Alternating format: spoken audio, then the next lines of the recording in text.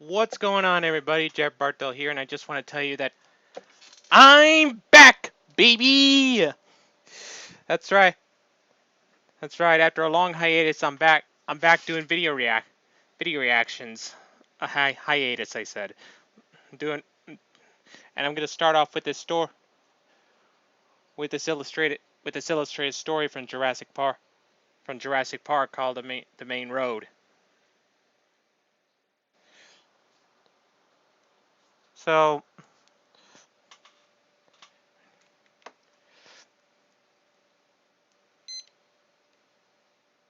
without further ado, let's get started. Let's get started on this, shall we? Oop. Sorry, I forgot to open that. Now, let's do this. It's almost 30 minutes, so bear in mind with me, okay?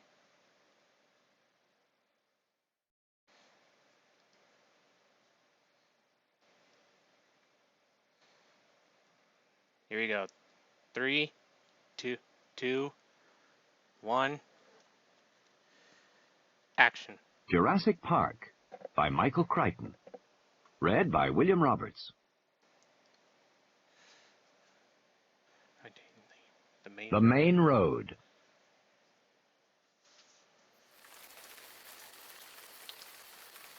Rain drummed loudly on the roof of the Land Cruiser. Tim felt the night vision goggles pressing heavily on his forehead. He reached for the knob near his ear and adjusted the intensity. There was a brief phosphorescent flare, and then, in shades of electronic green and black, he could see the Land Cruiser behind, with Dr. Grant and Dr. Malcolm inside. Neat. Dr. Grant was staring out the front windshield toward him. Tim saw him pick up the radio from the dash. There was a burst of static, and then he heard Dr. Grant's voice. Can you see us back here? Tim picked up the radio from Ed Regis. I see you. Everything all right? We're fine, Dr. Grant. Stay in the car. We will, don't worry. He clicked the radio off. Ed Regis snorted. It's pouring down rain.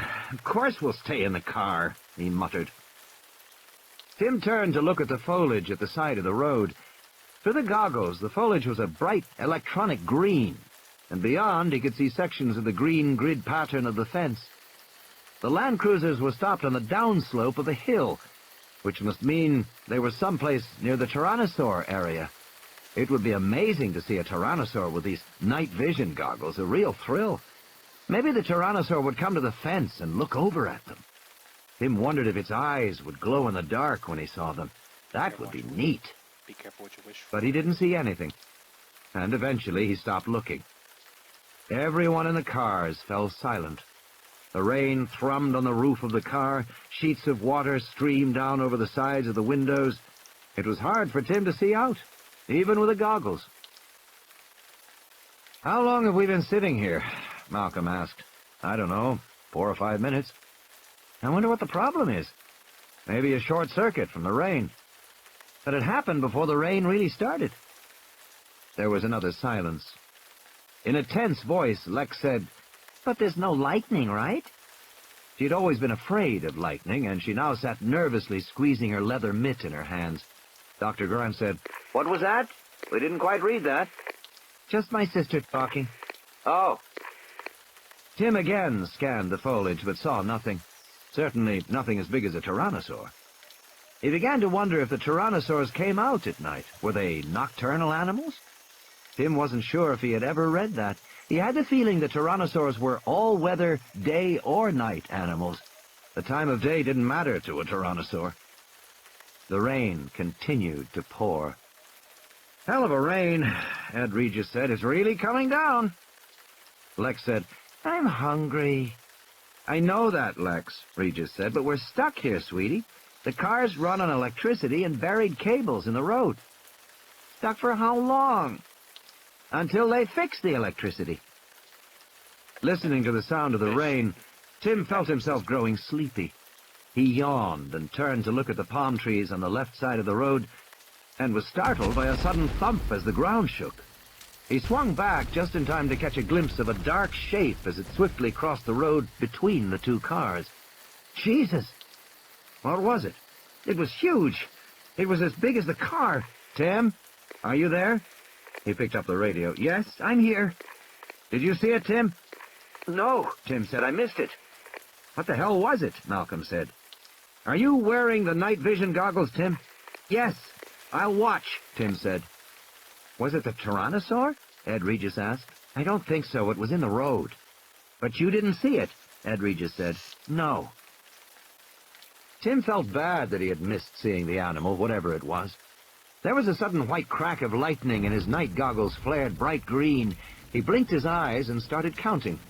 1 1,000, 2 1,000.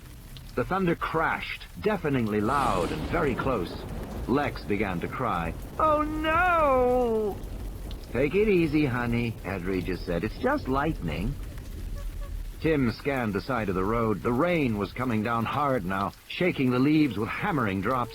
It made everything move. Everything seemed alive. He scanned the leaves. He stopped. There was something beyond the leaves. Tim looked up higher.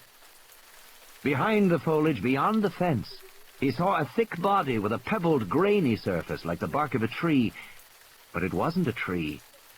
He continued to look higher, sweeping the goggles upward. He saw the huge head of the Tyrannosaurus just standing there, looking over the fence at the two land cruisers. The lightning flashed again, and the big animal rolled its head and bellowed in the glaring light. Then darkness, and silence again, and the pounding rain. Tim? Yes, Dr. Grant? You see what it is? Yes, Dr. Grant. Tim had the sense that Dr. Grant was trying to talk in a way that wouldn't upset his sister. What's going on right now? Nothing, Tim said, watching the Tyrannosaur through his night goggles. Just standing on the other side of the fence. I can't see much from here, Tim. I can see fine, Dr. Grant. It's just standing there. Okay. Lex continued to cry, snuffling. There was another pause. Tim watched the Tyrannosaur. The head was huge. The animal looked from one vehicle to another, then back again. It seemed to stare right at Tim. In the goggles, the eyes glowed bright green. Tim felt a chill, but then as he looked down the animal's body, moving down from the massive head and jaws, he saw the smaller, muscular forelimb. It waved in the air, and then it gripped the fence. Jesus Christ, Ed Regis said, staring out the window. The greatest predator the world has ever known, the most fearsome attack in human history. Somewhere in the back of his publicist's brain, Ed Regis was still writing copy. But he could feel his knees begin to shake uncontrollably, his trousers flapping like flags. Jesus, he was frightened. He didn't want to be here. Alone among all the people in the two cars, Ed Regis knew what a dinosaur attack was like. He knew what happened to people. He had seen the mangled bodies that resulted from a raptor attack. He could picture it in his mind. And this was a Rex. Much, much bigger. The greatest meat-eater that ever walked the earth. Jesus! When the Tyrannosaur roared, it was terrifying, a scream from some other world. Ed Regis felt the spreading warmth in his trousers. He'd peed in his pants. He was simultaneously embarrassed and terrified. But he knew he had to do something. He couldn't just stay here. He had to do something. Something! His hands were shaking, trembling against the dash. Jesus Christ, he said again. Bad language, Lex said, wagging her finger at him.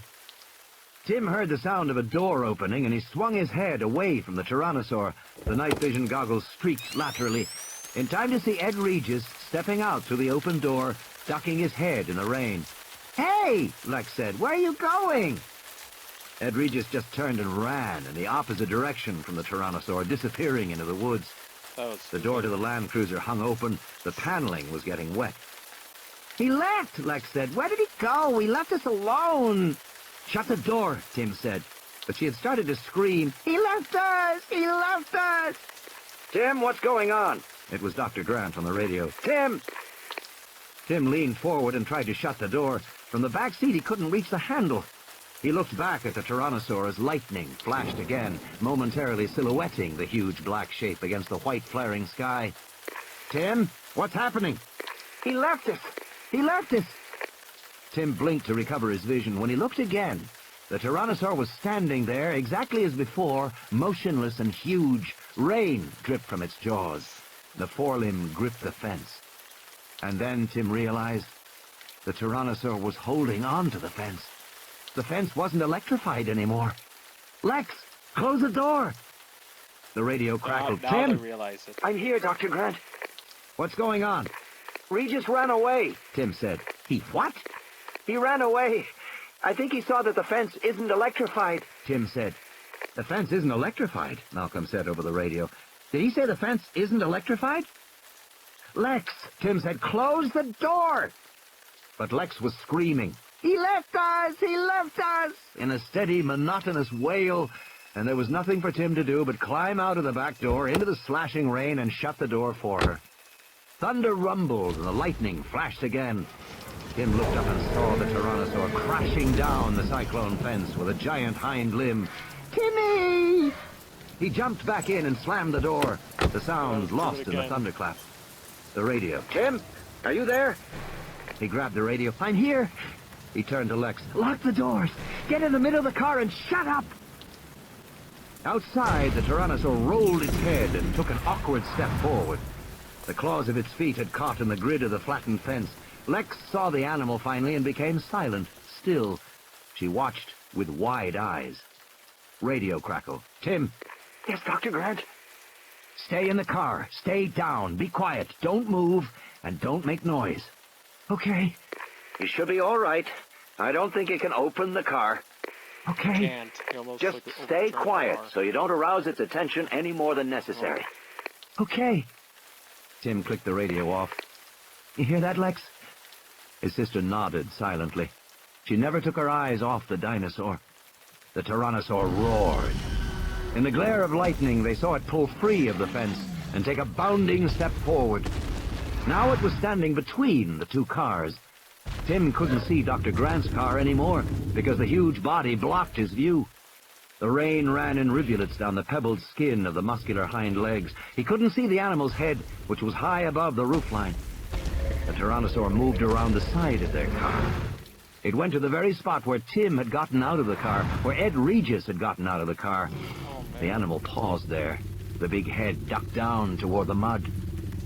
Tim looked back at Dr. Grant and Dr. Malcolm in the rear car. Their faces were tense as they stared forward through the windshield. The huge head raised back up, jaws open, and then stopped by the side windows. In the glare of lightning, they saw the beady, expressionless reptile eye moving in the socket. It was looking in the car. His sister's breath came in ragged, frightened gasps. He reached out and squeezed her arm, hoping she would stay quiet. The dinosaur continued to stare for a long time through the side window. Perhaps the dinosaur couldn't really see them, he thought. Finally, the head lifted up out of view again. Jimmy, Lex whispered. It's okay, Tim whispered. I don't think it saw us. He was looking back toward Dr. Grant when a jolting impact rocked the Land Cruiser and shattered the windshield in a spider web as the Tyrannosaur's head crashed against the hood of the Land Cruiser. Tim was knocked flat on the seat. The night vision goggles slid off his forehead. He got back up quickly, blinking in the darkness, his mouth warm with blood. Lex? He couldn't see his sister anywhere. The Tyrannosaur stood near the front of the Land Cruiser, its chest moving as it breathed, the forelimbs making clawing movements in the air. Lex! Tim whispered. Then he heard her groan. She was lying somewhere on the floor, under the front seat. Then the huge head came down, entirely blocking the shattered windshield. The Tyrannosaur banged again on the front hood of the Land Cruiser. Tim grabbed the seat as the car rocked on its wheels. The Tyrannosaur banged down twice more, denting the metal. Then it moved around the side of the car. The big raised tail blocked his view out of all the side windows. At the back, the animal snorted a deep, rumbling growl that blended with the thunder. It sank its jaws into the spare tire mounted on the back of the Land Cruiser, and in a single head shake, tore it away. The rear of the car lifted into the air for a moment, then it thumped down with a muddy splash. Tim! Dr. Grant said. "Tim, are you there?" Tim grabbed the radio. "We're okay," he said. There was a shrill metallic scrape as claws raked the roof of the car. Tim's heart was pounding in his chest. He couldn't see anything out of the windows on the right side except pebbled, leathery flesh. The Tyrannosaur was leaning against the car, which rocked back and forth with each breath, the springs and metal creaking loudly. Lex groaned again. Tim put down the radio and started to crawl over into the front seat. The Tyrannosaur roared, and the metal roof dented downward. Tim felt a sharp pain in his head and tumbled to the floor onto the transmission hump. He found himself lying alongside Lex, and he was shocked to see that the whole side of her head was covered in blood. She looked unconscious. There was another jolting impact, and pieces of glass fell all around him. Tim felt rain. He looked up and saw that the front windshield had broken out. There was just a jagged rim of glass, and beyond, the big head of the dinosaur, looking down at him. Tim felt a sudden chill, and then the head rushed forward toward him, the jaws open. There was the squeal of metal against teeth, and he felt the hot, stinking breath of the animal, and a thick tongue stuck into the car through the windshield opening. The tongue slapped wetly around inside the car. He felt the hot lather of dinosaur saliva, and the Tyrannosaur roared, a deafening sound inside the car. The head pulled away abruptly. Tim scrambled up, avoiding the dent in the roof. There was still room to sit on the front seat by the passenger door. The Tyrannosaur stood in the rain near the front fender. It seemed confused by what had happened to it. Blood dripped freely from its jaws. The Tyrannosaur looked at Tim, cocking its head to stare with one big eye. The head moved close to the car, sideways, and peered in. Blood spattered on the dented hood of the Land Cruiser, mixing with the rain. "It can't get to me," Tim thought. "It's too big." Then the head pulled away, and in the glare of lightning he saw the hind leg lift up, and the world tilted crazily as the Land Cruiser slammed over on its side, the windows splatting in the mud. He saw Lex fall helplessly against the side window, and he fell down beside her, banging his head. Tim felt dizzy. Then the Tyrannosaur's jaws clamped onto the window frame, and the whole Land Cruiser was lifted up into the air and shaken. "Ooh. Timmy!" Lex shrieked, so near to his ear that it hurt. She was suddenly awake, and he grabbed her as the Tyrannosaur crashed the car down again. Tim felt a stabbing pain in his side, and his sister fell on top of him.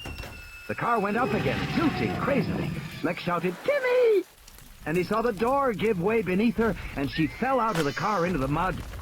But Tim couldn't answer, because in the next instant, everything swung crazily. He saw the trunks of the palm trees sliding downward past him, moving sideways through the air. He glimpsed the ground, very far below. The hot roar of the Tyrannosaur, the blazing eye, the tops of the palm trees.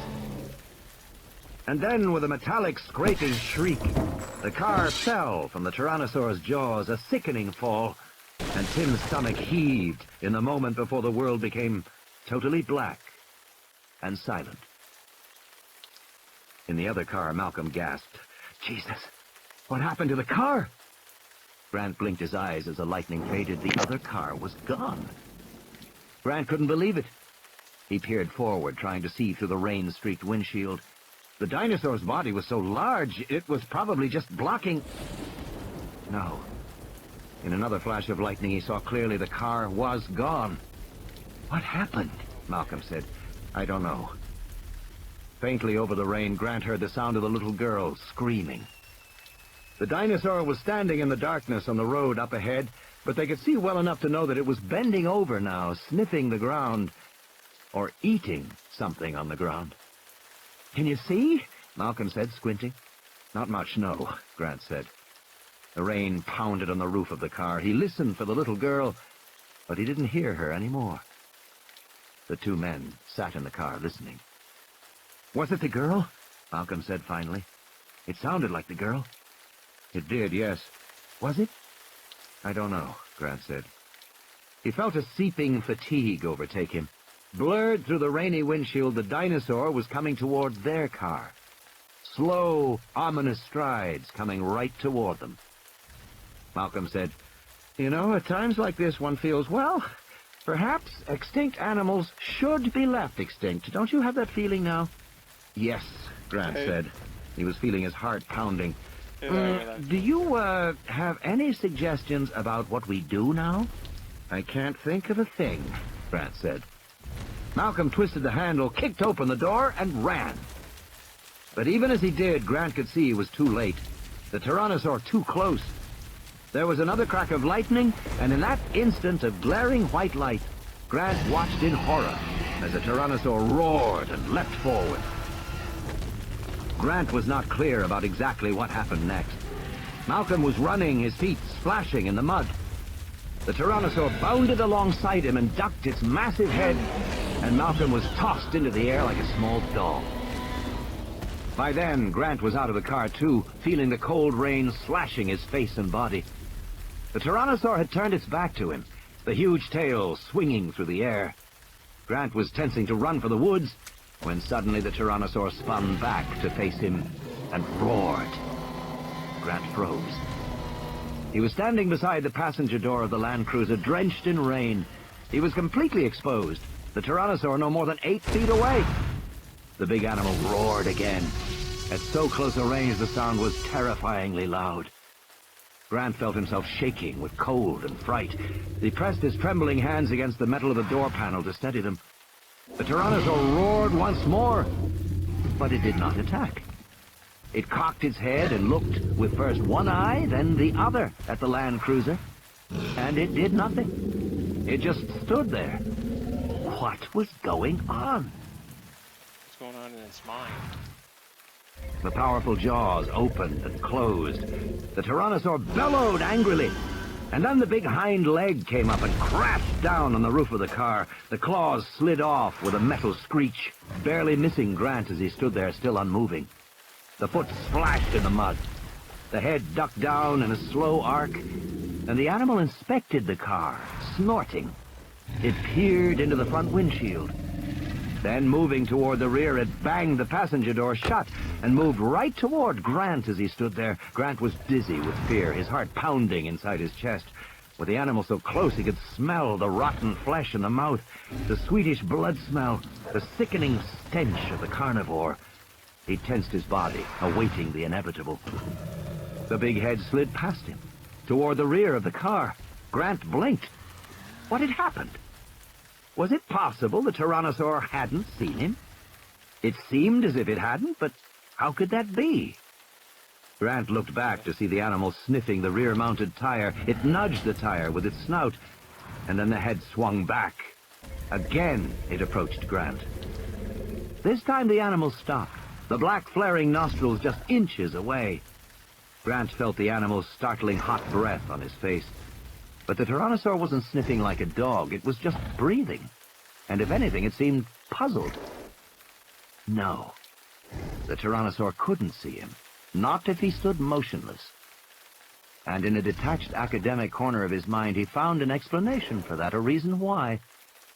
The jaws opened before him, the massive head raised up. Grant squeezed his fists together and bit his lip, trying desperately to remain motionless, to make no sound. The Tyrannosaur bellowed in the night air. But by now, Grant was beginning to understand. The animal couldn't see him, but it suspected he was there, somewhere, and was trying with its bellowing to frighten Grant into some revealing movement. So long as he stood his ground, Grant realized he was invisible. In a final gesture of frustration, the big hind leg lifted up and kicked the Land Cruiser over. And Grant felt searing pain and the surprising sensation of his own body flying through the air. It seemed to be happening very slowly, and he had plenty of time to feel the world turn colder and watch the ground rush up to strike him in the face.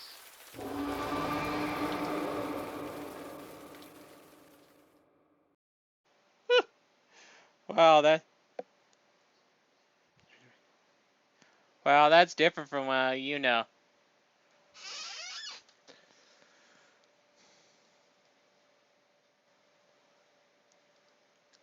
Wow, that's fair.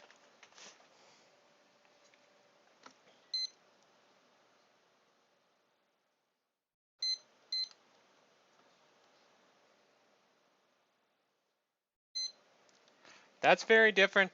That's very different from when you first from the Jurassic Park movie. I just wonder which one would be better. Anyway, I know there are a few key differences you saw in the movie. Grant knew that the Tyrannosaurus can't see, but in the novel it seems he didn't. Grant also had a beard in the novel, and while in the movie he did not. Lex was older, but in the movie Lex was younger. No, wait. I got that backwards. Sorry. Tim was older in the novel, while in the movie Tim was younger. Lex was younger in the novel, while Lex was older in the movie. Sibling. Sorry.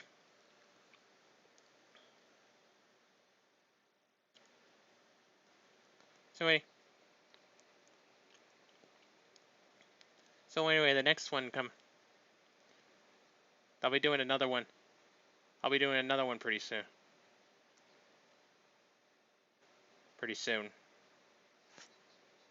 And if you would like me to, I could leave a link.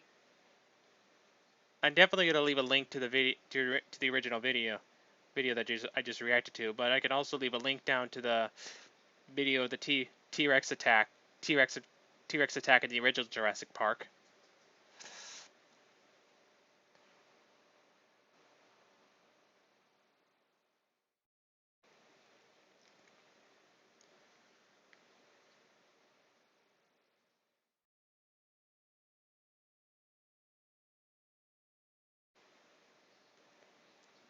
Any, anyway, that wasn't that bad. That wasn't that bad. What did you? The story wasn't that bad. The illustration wasn't that bad either. I don't think anyway.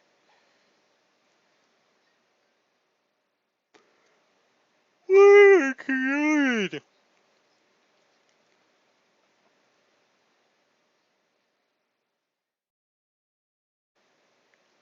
Any, thank you. Anyway, I think that was an audio book from Michael Crichton's book. Although the voice acting could do a little bit better, because I think Lex sounded like a male trying to sound like the young girl. But I could be wrong, you know.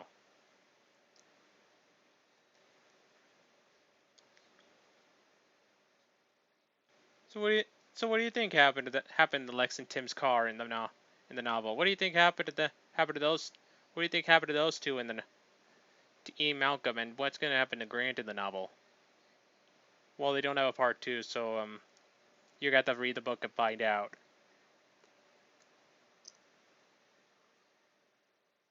Jeez.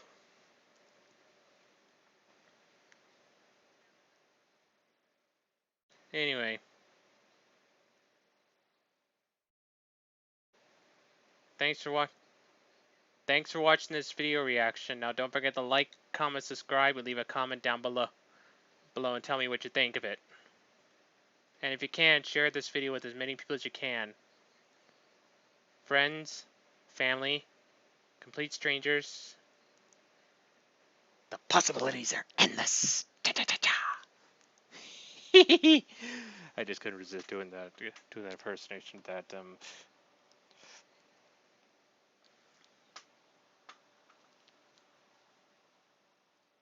And please share my channel with as many people as you can. Friends, family, complete strangers, the possibilities are endless. Please help me keep those 1,000 subscribers. And be sure to click on an ad. And be sure to click on an ad. Click on an ad if you can. If a video if it ever comes up. That alrighty?